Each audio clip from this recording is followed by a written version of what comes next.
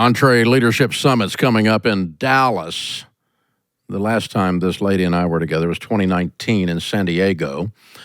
We had rented the aircraft carrier out for the pre-party. It was several hundred folks on the deck, and then she spoke to our team and brought the house down. Her name is Carey Lohrenz. She was the first female F-14 Tomcat pilot for the United States Navy. Carey's a world-class speaker. She brought it last time 5 years ago, so that's why we wanted to have her back. She's a business owner, author of 2 bestsellers, Fearless Leadership and Span of Control. She helps organizations refine their skills, lead amidst uncertainty, thrive under pressure, and maintain a competitive edge. And I'll never forget walking around the deck of that aircraft carrier, Carey. Welcome back. Glad to have you. Glad to be with here. you and Sharon and I, and we're walking past one of those Tomcats that's sitting there on the deck, and they're like, "You were the first woman to fly one of those." That's pretty cool. She could tell us everything about every aircraft as we walk past it, not just the Tomcat, by the way, folks. So pretty incredible. So as the first female pilot of that, flying, people don't understand. It's rumored. I've never done it, but this is not riding with Southwest over to Phoenix. When you're flying in a fighter aircraft like that, the intensity not only of life and death if you're in a combat situation, but you're driving a NASCAR in the air, the G-forces and the reaction, the heat, everything else that's involved is nothing like other air travel, correct? Oh, it's a little bit different. Didn't even get close to describing it. Okay, I'm sorry. I tried. So talk about the parallel of being combat ready and something that's that intense.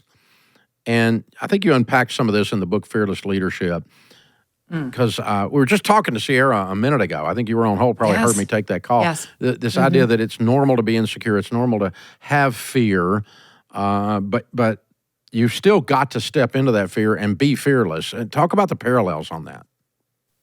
Absolutely. And she was so interesting. She's going to just rock it, no Yeah. doubt. Like you said to her, she has a little more confidence, and a little more experience under her belt, and she's going to do amazing things. But no different than what she's trying to accomplish. Literally, what we did is that even in these times when you had really, intense challenges or crisis, in order to make your goals or your commitments or your dreams, those business goals that you have a reality, we really have to be able to understand that to succeed when the pressure's on and really improve our performance overall, we have to be very clear on what we can and what we cannot control. And similar to you, I've got about 30 years in doing this, of researching and working with really high-performing teams. And as you can imagine, and you just shared, the cockpit of an F-14 is one of the most demanding environments on Earth. But it's where I also have learned a couple of really critical lessons, and that no matter your situation, whether it's in a cockpit going Mach 2, or maybe you're starting a new coffee business, or you work a metal or a heat treating facility, people are counting on you to make the right decisions. And you have to do this with wingmen, whether you're running a shop of 2 or a shop of 200. And so we all have to figure out, how do you achieve the extraordinary, right? How do you achieve the impossible? How do you lead yourself, your teammates, your customers even, through these really dynamic times? And what I've found to be true is that the people who are able to do this consistently and stay relevant in the marketplace have 3 really strong personal characteristics or attributes. They over-index on courage, i.e., they have that ability to feel the fear and go for it anyway. They have a lot of tenacity, which some people call that grit, right? And it's really fun to talk about being gritty until you realize that being gritty rhymes with or feels like something that rhymes with. and then being gritty is really not so much fun anyway. And then we always have to operate with integrity, right? It's having the audacity to do the right thing in really difficult circumstances.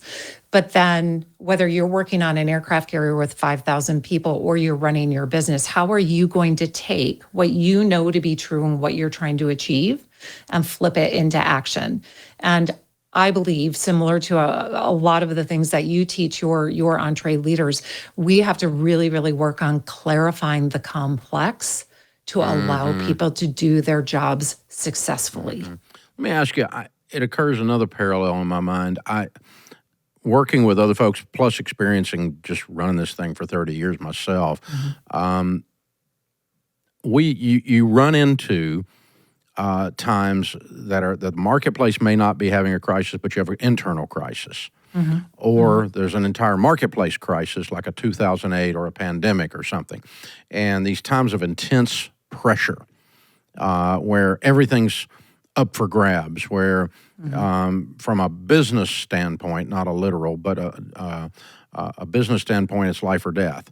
And my guess is that the people that survive those things have the issues you're talking about. They have the tenacity, they have the courage, and they have a high performance mentality on that.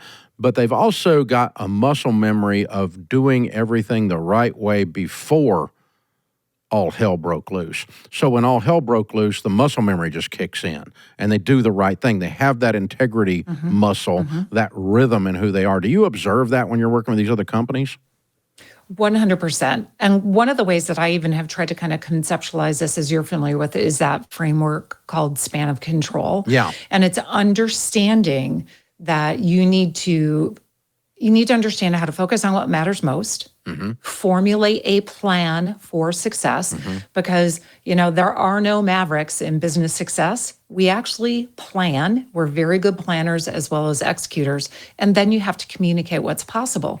And what people don't understand is that oftentimes when there's this connection between fear, focus, and actually prioritization, right? Because we don't want to eliminate fear in our day-to-day operations, because I think fear actually helps keep you on track because it prevents you from becoming complacent.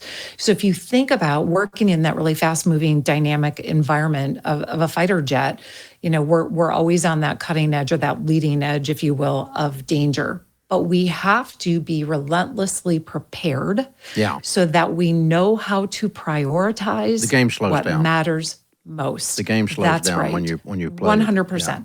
And most people, the number one killer to your people's effective execution is task switching and task saturation.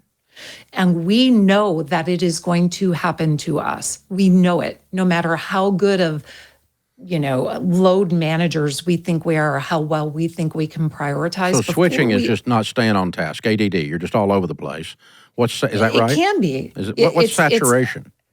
So task saturation is where you just become either information overwhelmed it's just too or much. your task. It's too much. It's too much to do, not enough time to do it. Right. And what we want to do is on every single flight or every evolution, we want to look ahead and see where are those instances where that is going to happen to us, that it then becomes dangerous or doesn't allow us to achieve our mission objective or be successful, so that we can work really hard to minimize, manage, and really mitigate it.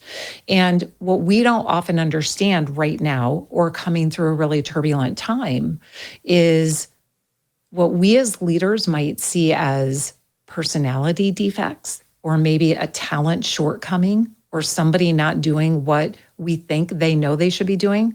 It's actually because they're just overloaded. So how do we recognize that? How do people shut down? How do they detach? How do they become overwhelmed? But all of that we effectively look at by relentlessly preparing and then executing. Yeah, I guess it was about 7 or 8 years ago, we started internally trying to quit rewarding successful people by giving them too much to do. Yeah. If you're good at something, we're just going to bury you. That's right. That's right. And you would not be alone, because what do? Somebody hits their sales quota. You're like, that's awesome. We're going to add another 25% on. There you go. That's right. Just destroy them. Oh, my God. Destroy them. So from an interview perspective, one of the biggest things folks are struggling with in the marketplace right now is talent and talent acquisition. What parallels do you draw from pilot selection to team member selection? So one of the biggest things that I think that you can do, we need to have somebody who is going to fit within our culture. The culture at EntreLeadership or Ramsey Solutions might be a little bit different than the culture at your muffler shop, right? Always with integrity, but the culture and the way you work might be a little bit different. But what you want to, I think, really look for is find those people who have overcome what feels like it could be an impossible setback or a failure, and who then had the ability to learn from it. Because what they were looking at in every stage of training, no matter what it was you were doing in that piece, was who were those people who were going to be able to be flexible, who could adapt and overcome any scenario that they put you in.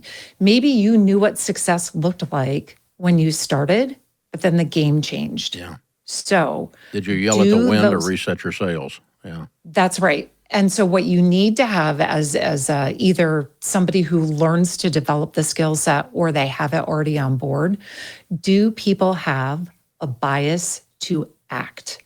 Because the place where people get stuck, and we can see it across the board, or people who reach, all of a sudden they've their business is stagnated a little bit, is they think they either have it all figured out or they wait to feel like it. And I'm sorry, but a little bit of tough love not gonna be is there. No, when we're feeling afraid, action is the only thing that conquers fear. It's the only antidote. And mood follows action. You can't wait to feel like it. And people get that inverted. They think, oh, well, as long as I find my purpose, then everything's going to be awesome. And, I'm just going to feel like showing up and going to work every day. And isn't it outstanding? And unfortunately, that's not true. So it's how do you identify those people that as long as you give them a direction to go, they'll start running and they're learning. So it's good to identify if someone has persevered through something. My pastor used to say, I don't trust a man who doesn't walk with a limp.